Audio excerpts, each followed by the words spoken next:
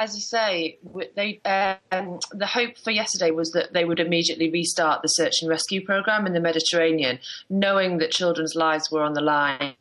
And we were at the port in Catania last night when the survivors of the latest catastrophe arrived. On that boat, there were 4 survivors that were children, but we know the tragic news that came in yesterday that 100 children died on that on that boat that capsized tragically yesterday. So we were really we were really disappointed with the outcome of the foreign ministers' meeting in Luxembourg yesterday. As you say, we thought that immediate action was required, and there was yet more dithering.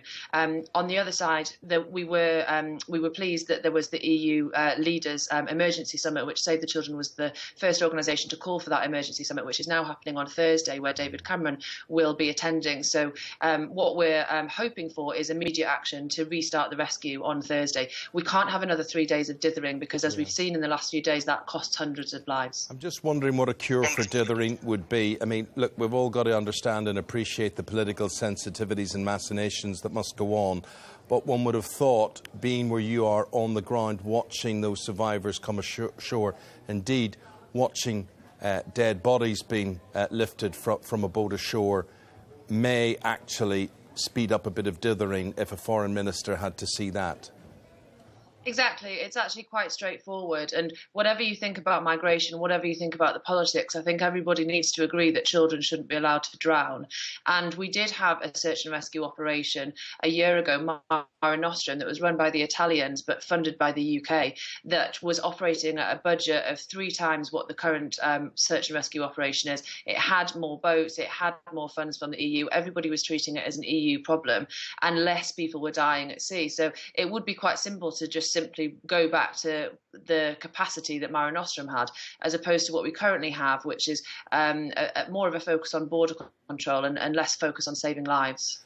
Gemma, in about 50 minutes' time, I have the former Foreign Secretary, William Hague, on the programme. We're going to be talking to him. I can put all the questions you want to him, but I think it would be really good if we heard directly from you as to what the British government could be doing or what your expectations are. What do you want, what do you need from someone of his influence to arrange? We need, on Thursday, for all EU governments, including the UK, to agree to restart the rescue with immediate effect, which means that each EU member state puts in funding and offers support like personnel and boats, so that we can go back to the situation where we're running a search and rescue at the capacity that Mare Nostrum was.